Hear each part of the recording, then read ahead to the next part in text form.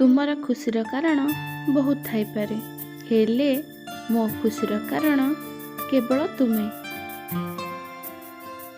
तोर से चुपचाप उठ प्रेमर कथा कहूची तू मोर आ मो तोर केवल यही आवाज आसुची।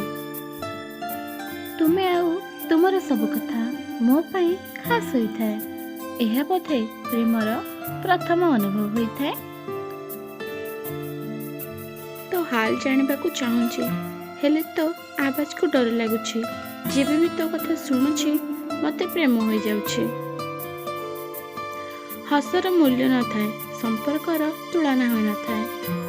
सबु मोड़े तो किछि लोक मिल जाती हेले केही तो परी अनमोल हो न थांती। राज खोली दिए छोटिया इशाराटिए केते सरल ए प्रेमर आवाज होइथाए ना। जी निजर थिला जना नहीं केबे पर होई गला, आउ जी पर थिला जना नहीं केबे निजर होई गला। फ्रेंड्स, जदि वीडियोटी भल लगी तो गोटे लाइक एवं आम चैनल को सब्सक्राइब निश्चय करेंगे।